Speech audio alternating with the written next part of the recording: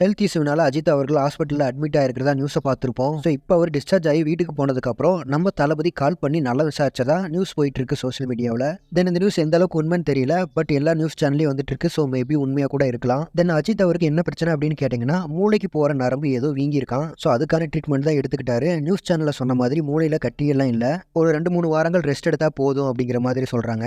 தென் நம்ம தளபதியும் அஜித் அவர்களும் பேசின வீடியோ கால் அல்லது ஆடியோ கால் வந்தால் நல்லாயிருக்கும். ஏன்னா சோஷியல் மீடியாவில் போயிட்டு இருக்க ஃபேன்ஸ் ஃபைட்டுக்கு ஒரு முற்றுப்புள்ளி வைக்க வாய்ப்பு இருக்கு. தென் எப்படி இருந்தாலும் அஜித் அவர்களுக்கு நம்ம தளபதி கால் பண்ணது தளபதியோட அரசியல் ஆசைக்காக தான் அப்படிங்கிற மாதிரி சொல்லுவாங்க. அதாவது அஜித் அவர்களுடைய ஃபேன்ஸோடைய ஓட்டுக்காக அப்படிங்கிற மாதிரி. பட் அப்படியெல்லாம் இல்லை. ஏன்னா என்னதான் சக போட்டியாளராக இருந்தாலுமே அது சினிமாவில் மட்டும்தான், ரியல் லைஃப்ல இல்லை. ஸோ அதை ஃபர்ஸ்ட் புரிஞ்சுக்கணும். தென் நம்ம தளபதி அரசியலுக்கு போயிட்டதுனால ஃபியூச்சர்ல சினிமாவில் அஜித் அவர்கள் எப்படி இருக்க போறாருன்னு தெரியல. ஏன்னா எந்த ஃபீல்டா இருந்தாலுமே ஒரு ஸ்ட்ராங்கான போட்டியாளர் இருந்தால் தான் முன்னேற முடியும், நல்லாவும் இருக்கும். ஸோ நம்ம தளபதி சொன்ன மாதிரி முழு நீளமும் அரசியல்வாதியா நம்ம தளபதி இருக்கிற பட்சத்தில் அஜித் அவர்கள் எப்படி இருக்க போறாருன்னு தெரியல. ஸோ வெயிட் பண்ணி பார்க்கலாம். தென் அஜித் அவர்கள் நலம் பெறணும்னு தளபதி ஃபேன் சார்பாக வேண்டிப்போம். அண்ட் ஃபைனலாக இந்த நியூஸ் பற்றின உங்களுடைய ஒப்பீனியனை கமெண்ட்ஸில் சொல்லுங்க. தென் இது மாதிரி தளபதி பற்றின அப்டேட்ஸ்க்கு நம்ம சேனலை மறக்காம சப்ஸ்கிரைப் பண்ணி சப்போர்ட் பண்ணுங்க.